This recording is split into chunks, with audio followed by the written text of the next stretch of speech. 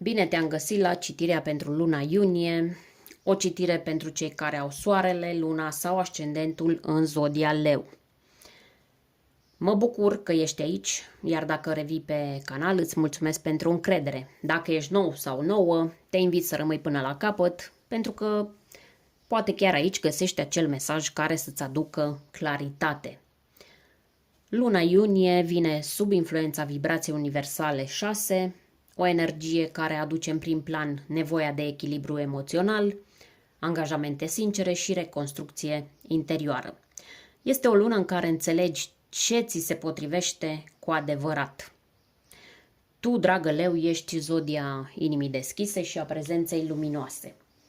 Dar iunie îți cere să păstrezi doar ceea ce te susține cu adevărat și să nu mai risipești energie acolo unde nu există reciprocitate sau respect. Înainte de a începe, te invit să te abonezi, să lași un comentariu sau un like dacă simți că acest spațiu te susține, pentru că acesta e felul în care poți ajuta mesajele să ajungă și la alți oameni care pot avea nevoie de ele. După cum te-ai obișnuit, dacă mă urmărești de ceva vreme, facem această citire într-un mod organizat, clar, cu poziții bine definite. Asta ne ajută să înțelegem mai ușor cum se leagă mesajele între ele și să extragem exact ceea ce contează pentru tine în această lună. Vom așeza cărțile în 8 poziții esențiale pentru luna iunie. Haideți să vedem care sunt acestea. Prima carte ne va vorbi despre lecția sufletului tău în această lună. Avem 7 de spade. Ce trebuie să lași în urmă? 8 de monede. Unde se cere vindecare? 8 de spade. Cine sau ce poate aduce armonie în viața ta? În luna iunie avem judecata. 9 de cupe ne vorbește despre viața ta sentimentală și ce se clarifică în acest domeniu. 9 de bâte vorbește despre viața profesională, despre situația financiară. Vedem dacă ai parte de stabilitate sau există acolo vreun risc. 6 de monede reprezintă surpriza emoțională care vine spre tine în această perioadă. Și ultima carte, 5 de bâte, reprezintă mesajul spiritual final. Ce să păstrezi în inimă după toată această experiență. Aici avem 5 de bâte. Interesantă carte pentru această poziție. O să o interpretăm în stilul nostru exact, direct și cu sens. 5 de bâte este o carte care la suprafață vorbește despre conflict, despre tensiuni sau despre o luptă continuă, dar la nivel spiritual această carte te invită să păstrezi în inimă nu conflictul, ci lecția pe care o înveți din confruntare. O să interpretăm mai profund această carte atunci când îi vine rândul și în funcție de mesajul cărților care o precedă. Hai să vedem care este mesajul oracol din partea ghizilor tăi spirituali. Prin intermediul acestui pachet de cărți, oracolul înțelepciunii. Numărul 30, tic-tac. Această carte vorbește despre timp. Dar nu despre timpul care trece, ci despre cel pe care îl folosești. Poate fi un avertisment sau poate fi o chemare. Depinde ce alegi să faci cu momentul prezent. Hai să vedem care este mesajul din partea ghizilor tăi spirituali prin intermediul pachetului de cărți Secretul. O secundă că a căzut pe jos. Aici este. Sunt conștient, conștientă. Acesta este al doilea mesaj care ne aduce această întrebare aparent simplă. Paradoxul e acesta: în clipa în care ți-ai pus această întrebare, deja ai revenit în prezent. Este o întrebare care devine o poartă către claritate, pentru că în loc să reacționezi, observi. Și când observi, deja alegi cu adevărat. Această carte se leagă de prima carte, primul mesaj oracol. Se leagă cu ideea timpului, cu ideea de prezență și cu ieșirea din automatisme. Hai să vedem mai întâi ce spun cărțile despre luna ta iunie, dragă leu. Etalarea pe care o avem în față aduce nuanțe puternice. 2 cărți cu cifra 8, 2 cărți cu cifra 9, semn că suntem într-o lună de muncă interioară, dar și de încercări care pregătesc o închidere de ciclu. Este o citire care cere să fii prezent, prezentă, să fii sincer sau sinceră cu tine și să te deschizi spre adevăr, chiar dacă nu e mereu confortabil. Începem cu poziția 1, și anume lecția sufletului tău în luna iunie 2025. Avem aici 7 de spade. Această lună te învață o lecție esențială. Nu mai e cazul să fugi de ceea ce știi deja. 7 de spade este adesea văzută ca o carte a înșelăciunii, dar în poziția lecției sufletului, ea nu vorbește despre trădări din exterior, ci despre adevărurile pe care le-ai ocolit tu însuți sau tu însăți.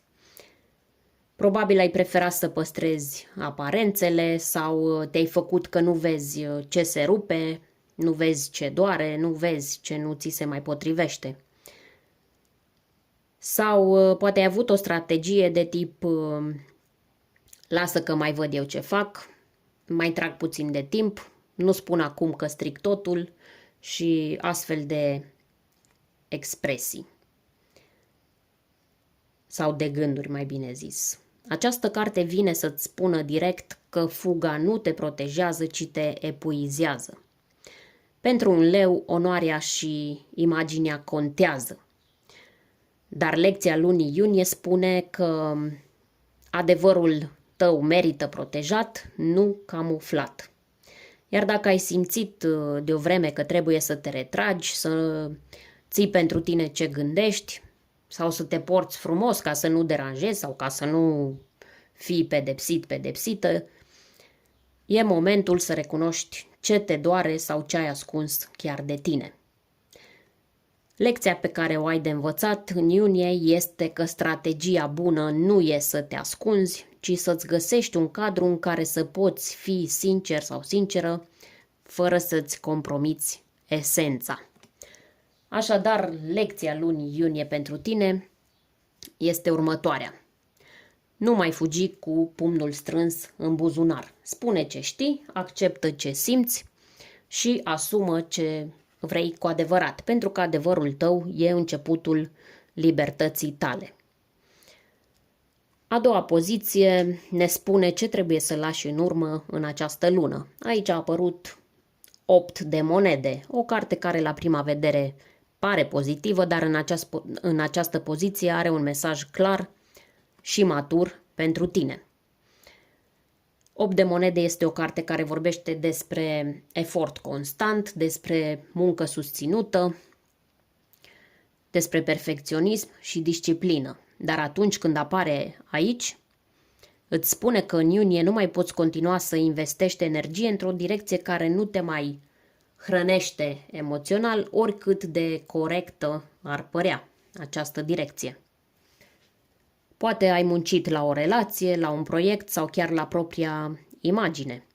Zi după zi, cu răbdare, cu sacrificiu, cu dedicare.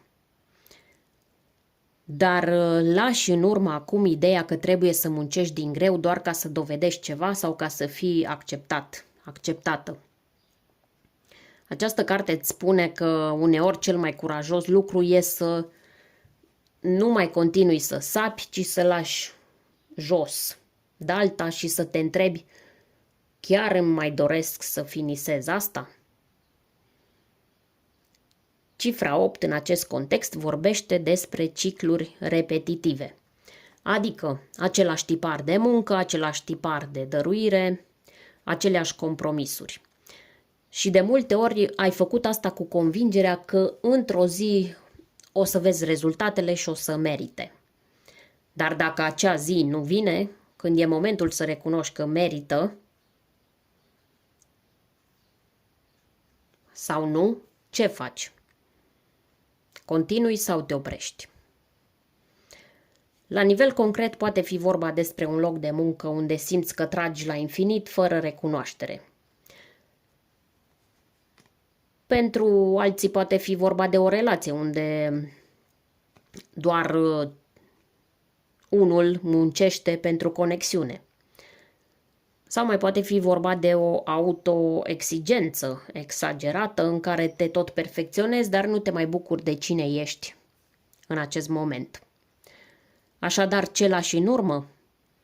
Nevoia de a dovedi ceva mereu. Pentru că valoarea ta nu se măsoară în câte monede ai șlefuit, ci în cât de bine te simți cu ceea ce ai devenit. Continuăm cu poziția 3 ca să vedem unde anume se cere vindecare. În această lună, iunie, zona care are cea mai mare nevoie de vindecare este propriul tău sistem de gândire. 8 de spade, cartea pe care ai primit-o în această poziție, este o carte a limitărilor mentale autoimpuse. Nu pentru că ești slab sau slabă, ci pentru că ai fost prea mult timp învățată să nu ai încredere în propria judecată. Această carte aparține elementului aer, iar în tarot este conectată cu zodii precum Gemeni, Balanță, Vărsător, semne ale rațiunii și analizei, dar zodii care pot deveni captive în gânduri. În poziția vindecării îți arată că în spatele blocajelor emoționale se află credințe rigide, idei negative despre sine sau scenarii repetitive care nu îți mai aduc niciun folos. Este a doua carte cu cifra 8. Prima a fost 8 de monede, ceea ce întărește ideea de ciclu, adică ai gândit aceleași lucruri, ai avut aceleași temeri sau ai tras aceleași concluzii, iar rezultatul a fost același. Ghici care? Blocajul. Și poate ai spus asta simt, dar nu era emoție. Era o poveste mentală trăită de atâtea ori încât a devenit realitate. Ce se cere aici nu este vindecare prin analiză, ci prin ieșirea din analiză. Ai fost închisă într-o convingere permanentă că nu poți, că nu e momentul, că e prea târziu, că dacă spui ce simți, pierzi ceva. Dar tu ești leu. Ai uitat? Semn fix de foc, un semn care a fost creat să strălucească. Tu ai fost creată să strălucești. Și focul nu stă captiv între spade. În iunie, vindecarea ta vine în clipa în care te ridici din propria poveste și îți reamintești că spadele sunt în jurul tău, nu în tine. Nu ești prizonier sau prizonieră. Doar ai uitat că tu ai cheia. Aici se cere vindecare. În acel loc tăcut din tine care a crezut că dacă tace și se supune, o să fie în siguranță. Dar nu mai ești acolo, nu mai ești în acea situație. Acum știi ce ai de făcut, știi cine ești și de aici începe eliberarea ta. Mergem mai departe cu poziția 4 ca să vedem cine sau ce poate aduce armonie în viața ta în această lună. Cartea care a ieșit aici este Judecata, o arcană majoră profundă care aduce cu sine un mesaj puternic de trezire, reconfigurare și eliberare. Judecata este o carte care nu oferă armonia prin calm, ci prin adevăr. Nu-ți aduce liniște pentru că totul se potrivește perfect, ci pentru că ce nu mai are loc în viața ta se clarifică fără echivoc. Este o carte a reînvierii spirituale, dar și a conștientizării finale. Ceva de genul, o să te gândești aici, nu mai pot merge mai departe ca și până acum, în situația care ți se dă. Această armonie nu vine din afară, nu vine prin alți oameni, nu vine prin circumstanțe sau printr-o soluție magică. Vine dintr-un moment de aliniere internă în care ceva în tine spune cu fermitate: gata, m-am trezit și nu mai pot să mă prefac că nu știu. Judecata este cartea cu numărul 20, ca arcană majoră, o cifră de completare dublă. 2 se reduce la 2, conexiune, care indică și sfârșit și chemare către un nou nivel de conștiință. Este o carte asociată cu planeta Pluto, planeta transformărilor profunde, planeta morții simbolice și a renașterii autentice. Asta înseamnă că armonia pe care o cauți nu mai poate fi obținută prin compromis, ci doar prin asumarea completă a cine ești și ce ai devenit. Poate ai auzit o chemare interioară pe care ai ignorat-o. Poate ceva din trecut revine. Nu ca să te încurce, ci ca să-ți ofere închiderea sau înțelegerea de care ai nevoie ca să închizi acel cerc. Armonia vine atunci când nu te mai împarți între versiunea ta trecută și cea nouă pe care simți că o ai deja. Este timpul să nu te mai uiți în urmă cu regrete, ci să recunoști că ceea ce ești azi, ești pentru că ai trecut prin toate acele momente. Și e bine, e în regulă. Așadar, cine sau ce aduce armonie? Un moment de trezire, o claritate care poate nu e comodă, dar este eliberatoare. Și un adevăr care vine fără vină, vine doar cu lumină. Acum ajungem la una dintre cele mai importante poziții pentru leu, viața sentimentală. Avem aici o carte care de data aceasta îți aduce o energie de împlinire emoțională, dar și o invitație la sinceritate interioară. 9 de cupe este considerată adesea cartea dorințelor împlinite, dar în această poziție ea devine mai mult decât o promisiune. Este o oglindă clară a ceea ce simți cu adevărat și mai ales a ceea ce contează pentru tine dincolo de aparențe.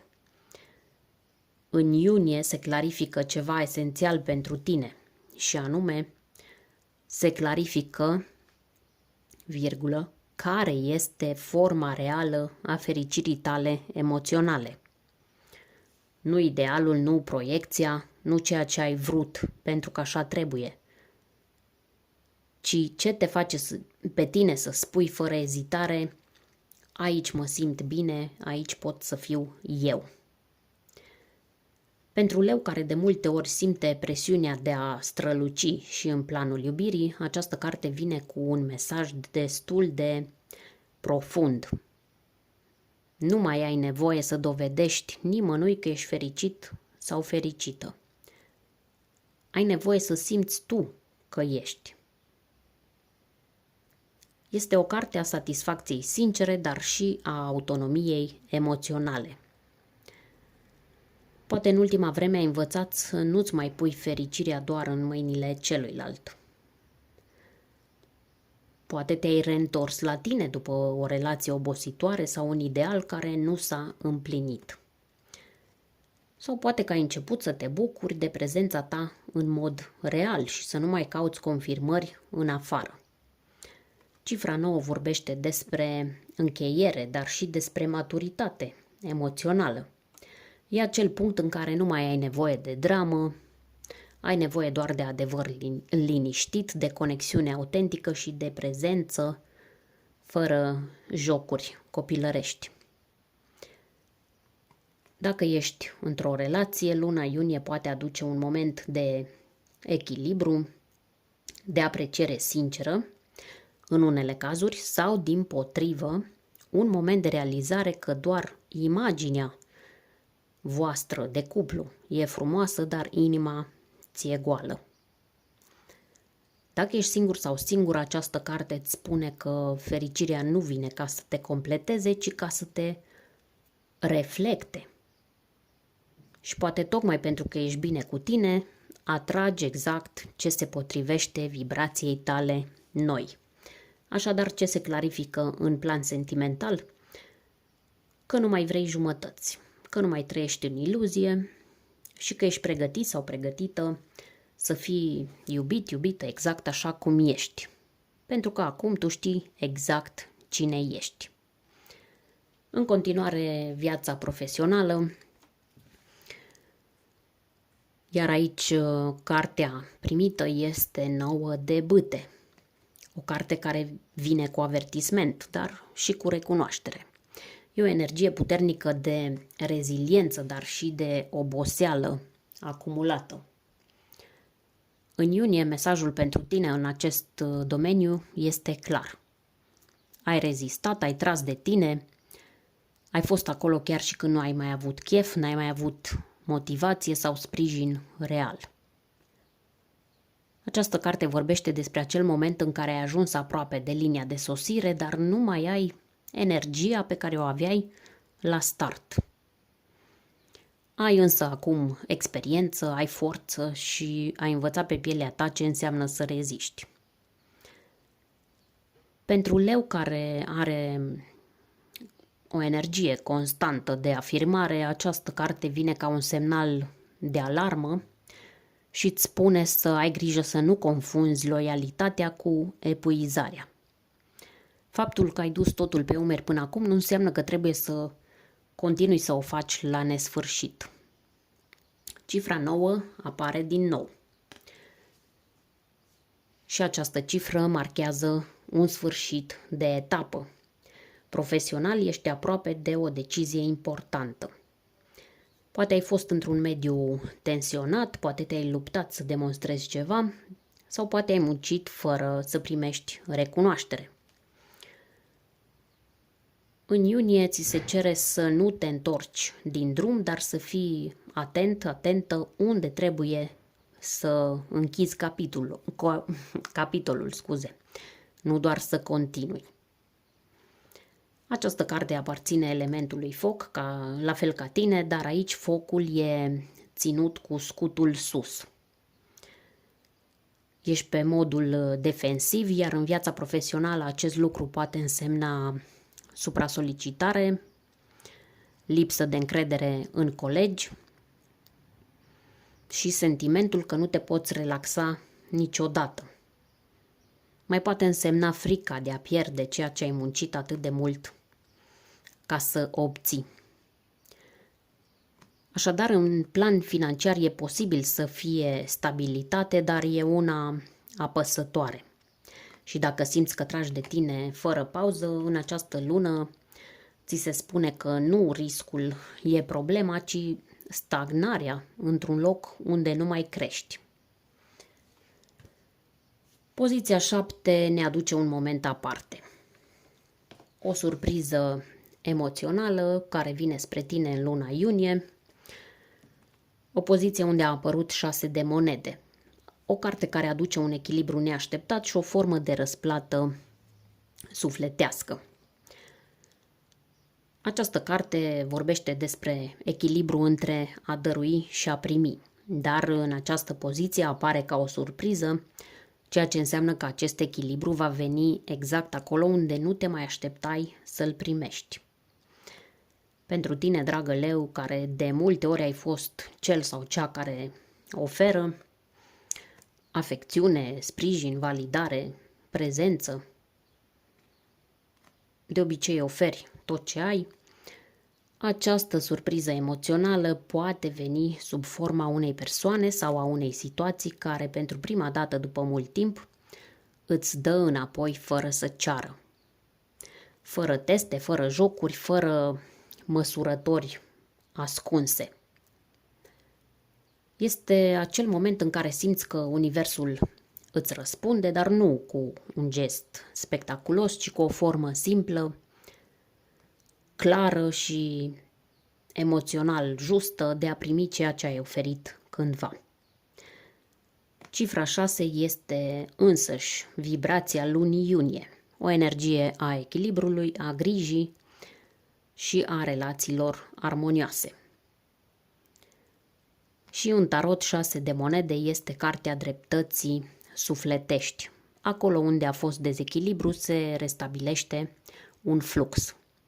Fie emoțional, prin iertare, prin recunoștință sau vindecare, fie concret, printr-un gest frumos, un sprijin neașteptat sau poate un simplu mesaj care îți atinge inima. În această imagine, cineva oferă și altcineva primește. Dacă ai fost mereu cel sau cea care dădea, acum e rândul tău să primești.